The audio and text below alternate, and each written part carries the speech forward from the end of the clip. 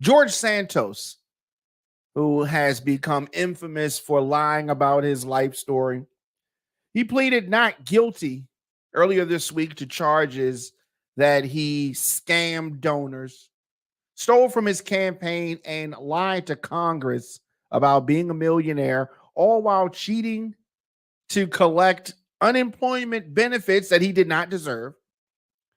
Afterwards, he said that he would not drop his reelection bid or the calls for him to resign.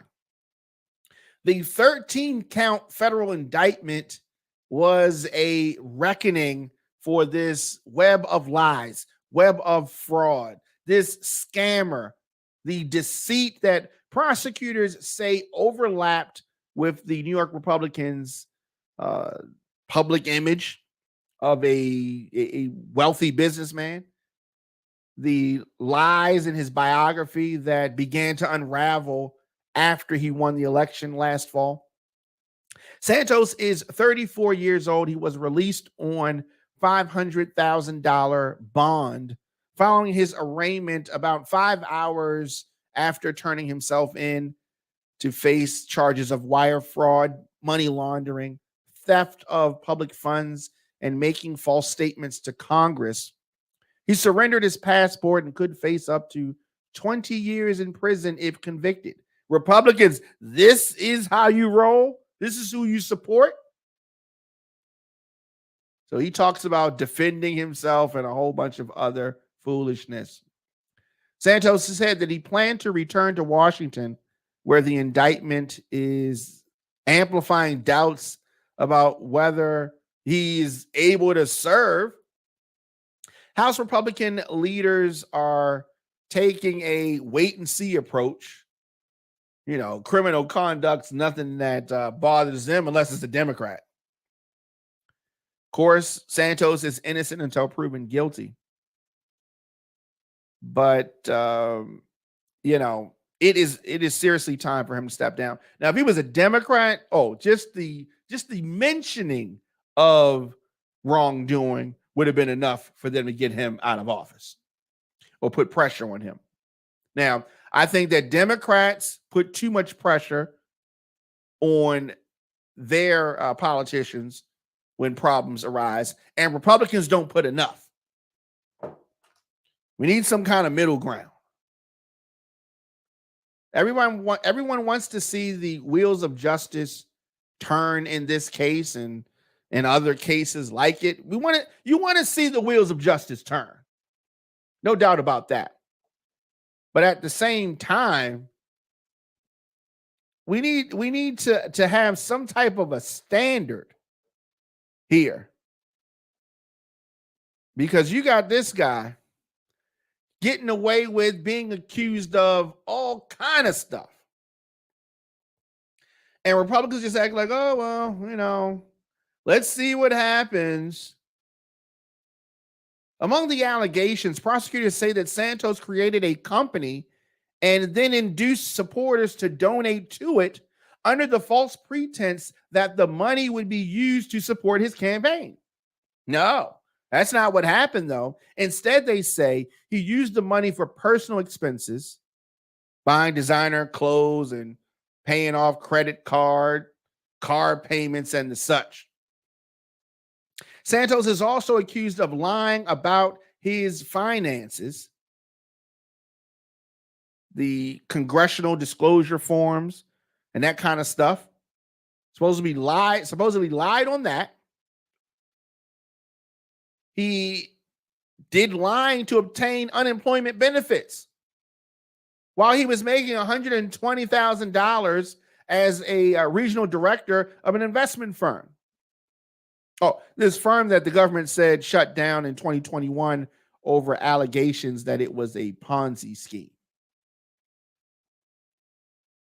The indictment seeks to hold Santos accountable for various alleged fraudulent schemes and brazen misrepresentation, the U.S. attorney said.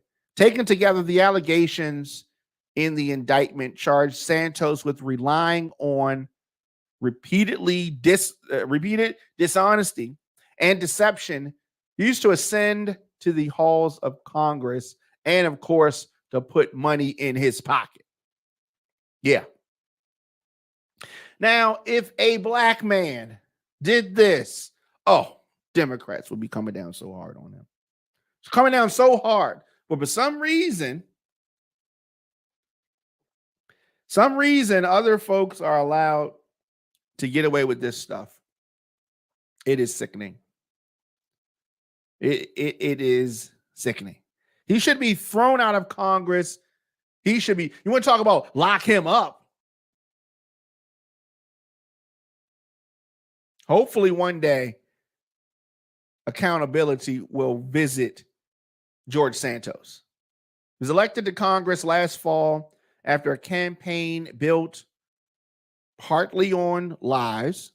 He told people that he was a wealthy Wall Street deal maker with a substantial real estate portfolio, who had been a star volleyball player in college, among other things.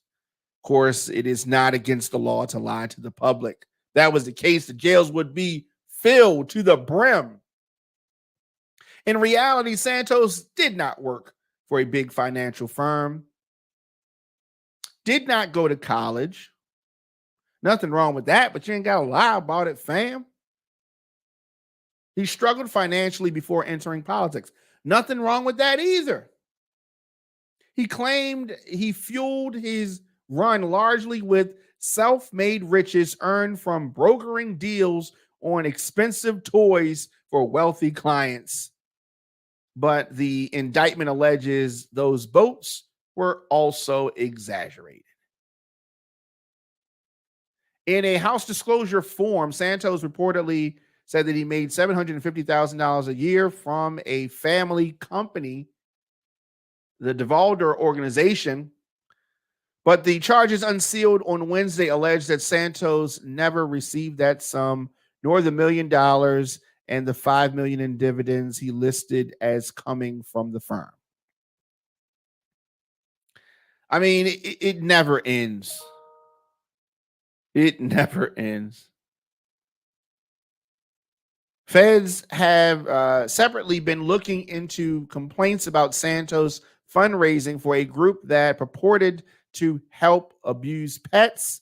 A New Jersey veteran accused Santos of failing to deliver $3,000 he raised to help get his dog needed surgery. 2017, Santos was charged with theft in a Pennsylvania lawsuit for allegedly using thousands of dollars in bogus checks to buy puppies from breeders. That case was dismissed after Santos claimed that his checkbook was stolen and someone else took the dogs.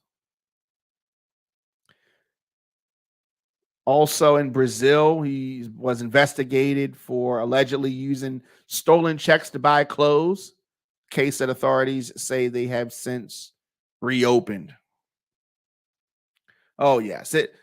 Typical Republican habits to ignore this foolishness, to ignore this kind of stuff. Santos needs to go. Santos is a stain. Santos is a stain in the halls of Congress. Stain. Disgusting. Give me your thoughts in the comment section. Of course, Instagram, Facebook, Twitter, LinkedIn, TikTok at The Diamond K Show. Of course, djdiamondk at gmail.com. djdiamondk at gmail.com.